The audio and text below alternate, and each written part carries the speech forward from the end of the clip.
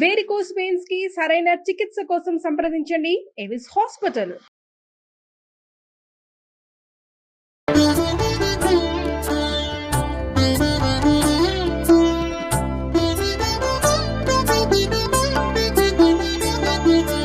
నమస్కారం. మాఘపురాణం 29వ అధ్యాయంలోకి వచ్చాం. చివరికి వచ్చేస్తున్నామండి. అయితే దిలీప మహారాజుకి వశిష్ఠ మహాముని ఒక విషయం చెప్తున్నారు. ఇది మొట్టమొదట మనం ప్రస్తావించుకున్నదే, అది ఇప్పుడు వచ్చిందనమాట. ఇదేంటంటే వివరించే విషయాల్ని శ్రద్ధగా వినమని చెప్తూ, ఒకసారి వింధ్యాచలము మరియు హిమాచలము మధ్యనున్న ప్రాంతంలో కరువు కాటకాలు వచ్చి ప్రజలు చాలా ఇక్కట్లకి లోనయ్యారట. తాగటానికి నీళ్లు కానీ తినడానికి తిండి కానీ లేక ప్రజలు కటకటలాడిపోయారు. అదొక రకం పాండమిక్ సిచ్యువేషన్ అనమాట. పశువులకు సరైన మేత లేక నశించిపోసాగాయి. ప్రజలు ఆర్థిక బాధలకు అలమటించిపోయారు. ఇంకా యజ్ఞాలు యాగాలు క్రతువులు ఎక్కడ చేస్తారు? అన్నమో రామచంద్రాన్ని అఘోరిస్తుంటే యజ్ఞయాగాదులు నడవు కదా. దేవతార్చనలు కానీ ధర్మకార్యాలు కానీ లేవు. అడవులందు తపస్సు చేసుకుని మునీశ్వరులు కూడా ఈ కరువు కాటకాలకి తట్టుకోలేక వలసపోవటం మొదలుపెట్టారు. ఈ ప్రాంతంలో ప్రవహించే రేవా నదీ తీర ప్రాంతం అంతా నీళ్లు లేక ఫలవృక్షాలు పంట భూములు ఎండిపోవటం మొదలుపెట్టాయి. కనీసం తాగడానికి కూడా నీళ్ళు లేని పరిస్థితి దాపురించిందట. ఈ అడవిలో బహుముఖ ప్రజ్ఞాశాలి తపోధన సంపన్నుడైనటువంటి భృగు మహర్షి నివసిస్తూ ఉండేవాడు. ఈ అనావృష్టి ప్రభావం ఆయనకు కూడా తగిలింది ఎంతో కొంత. ఆయన ఈ కరువు కాటక పరిస్థితిని భరించలేకపోయాడు.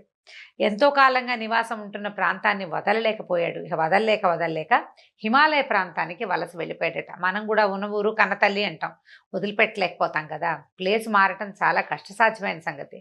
ఈ రోజే కష్టం అంటే పాతకాలంలో మరీ కష్టము.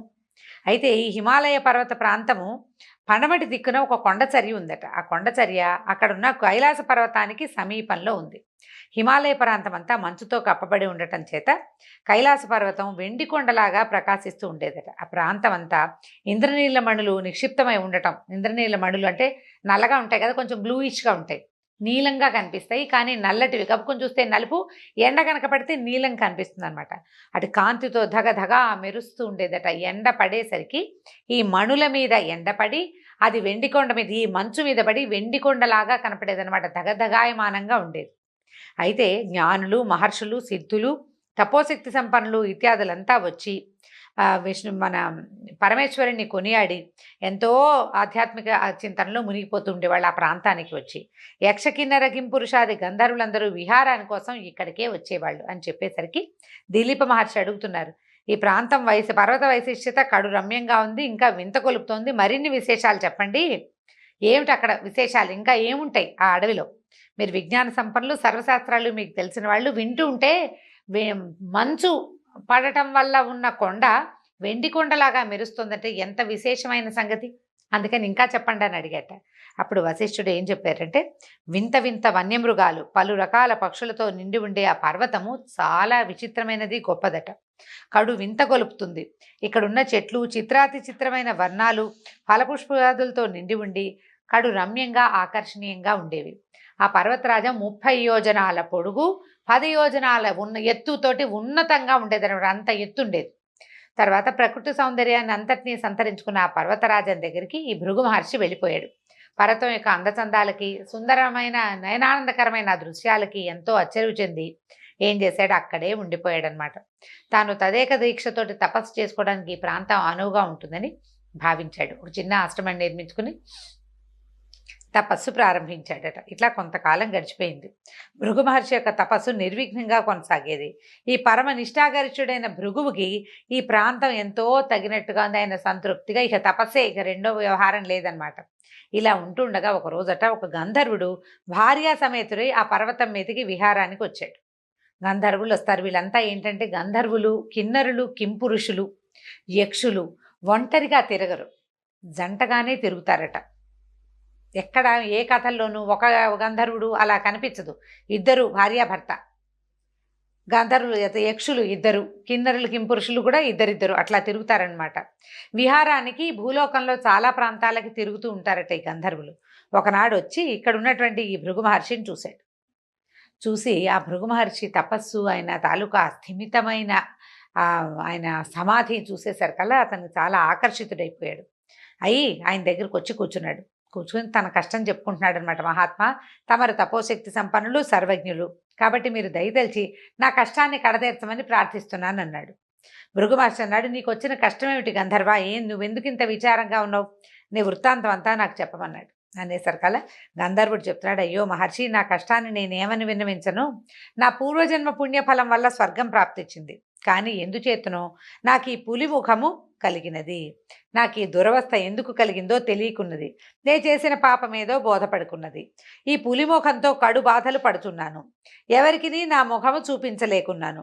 నన్ను చూసిన వారందరూ నేను ఒక పులినని పలకరించుటలేదు. ఇక నా భార్య ఈమె ఉంది కదా, అమ్మాయేమో అత్యంత లావణ్యవతి, మిక్కిలి గుణవంతురాలు, మహాసాధ్వి. ఈ వికృత రూపం వల్ల నేను అందరికీ దూరం అయిపోతున్నాను. నాకు ఈ రూపకారణం ఏమిటి? దాని నివారణోపాయాన్ని కూడా తెలియజేయమన్నారు. ఇప్పుడు బోధపడింది కదా, గంధర్వుడికి పులి ముఖం ఉంది.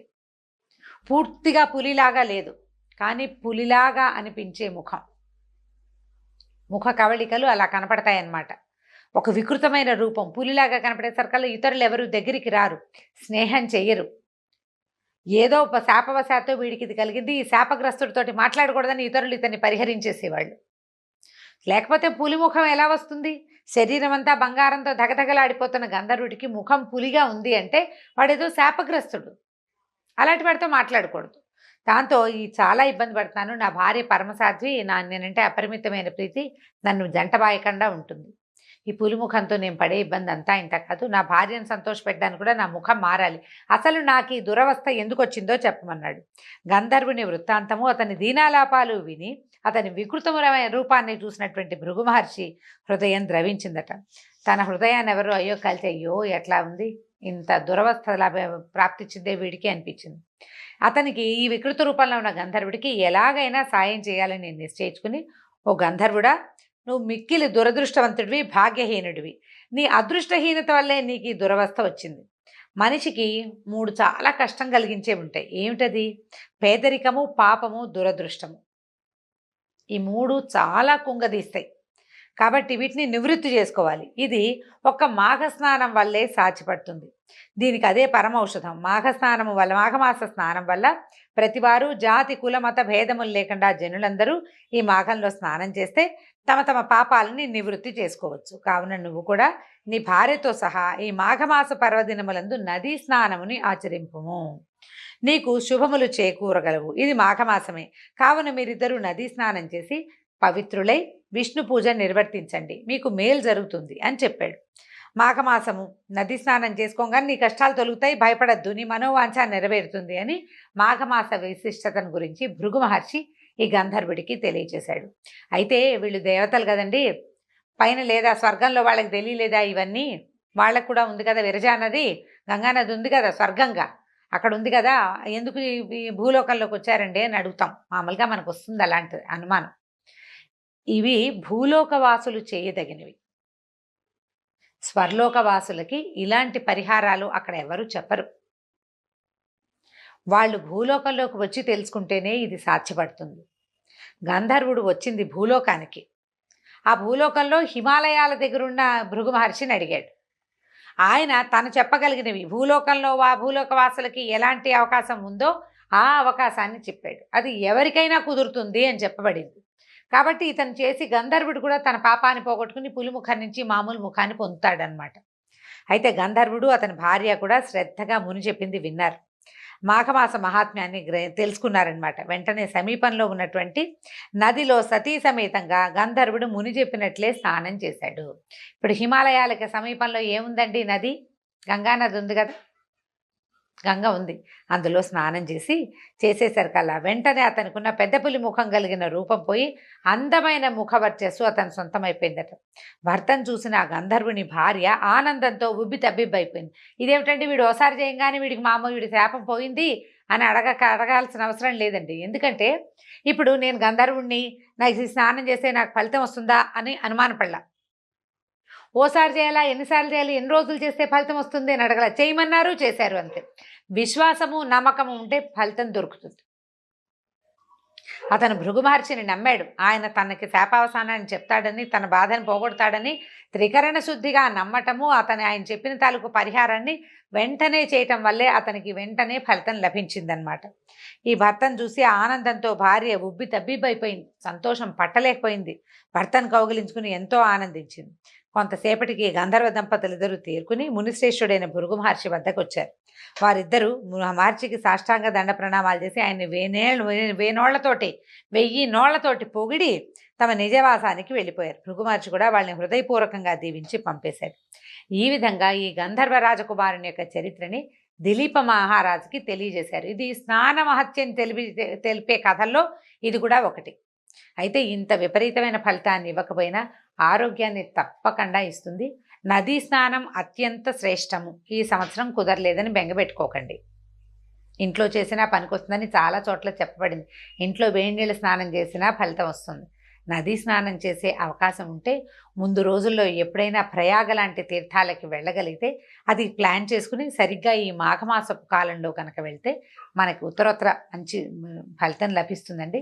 ఆలోచించుకుని నదీ స్నానాన్ని ఏర్పరచుకోవాలి. ఈ సంవత్సరం కుదరకపోతే పోయింది. మనకి ఈ విషయం తెలిస్తే ఇప్పుడు కాకపోతే వచ్చే సంవత్సరం చేస్తాము. మనకు ఐడియా ఉండాలి కదా. ఈ ఆలోచనని దాచిపెట్టుకోండి. ఈ ఏడాది కుదరకపోతే మరుసటి సంవత్సరం, ఆపై సంవత్సరం ఏ సంవత్సరం చేసినా భగవంతుడు మనకు అవకాశం ఇవ్వాలే కానీ ఎప్పుడు చేసినా కూడా ఇలాంటి విశేషమైన ఫలితమే వస్తుంది. ఇంట్లో స్నానం చేసేటప్పుడు గంగాది సర్వతీర్థాలని తలుచుకోండి. ఉదయమే పొద్దున్నే స్నానం చేసేటప్పుడు గంగే చేమునే చేవ గోదావరి సరస్వతి నర్మదే సంతు కావేరి జలేస్మిన్ సన్నిధిం కురు లాంటి చిన్న శ్లోకం చదువుకునైనా అన్నీ వద్దు. గంగా, యమున, కృష్ణ, సరస్వతి, గోదావరి అనుకోండి. ఆ పేర్లు తలుచుకున్నా చాలు. ఆ శ్రద్ధతోటి చేస్తే ఫలితం లభిస్తుందండి. మాఘ స్నానం నెలలో ఒక్కసారైనా చేయండి. ఇప్పటిదాకా చేయలేకపోతే ఇంకా ముందు చలి తగ్గిపోయింది, ఎండాకాలం వచ్చేసింది, ఆలోచించకుండా ఒక్కరోజు సూర్యుడి కంటే 5 నిమిషాల ముందు స్నానం చేస్తే చాలు. ఇప్పుడు 6:30, 6:40, 6:30, 6:40 అవుతుంది సూర్యోదయం అవటానికి. 6:30కి స్నానం చేయటం ఏం కష్టం, చక్కగా చేసేయచ్చు. కాస్త గోరువెచ్చగా నీళ్ళు పోసుకోవచ్చు ఒకవేళ చన్నీళ్ళు స్నానం చేయలేకపోతే. మాఘ స్నానం చేయండి, అది విశేషమైన ఫలితాన్ని ఇస్తుంది. దీంతో 29వ అధ్యాయం పూర్తయింది. 30వ అధ్యాయంలో రేపు మళ్ళీ కలుసుకుందాం. నమస్కారం.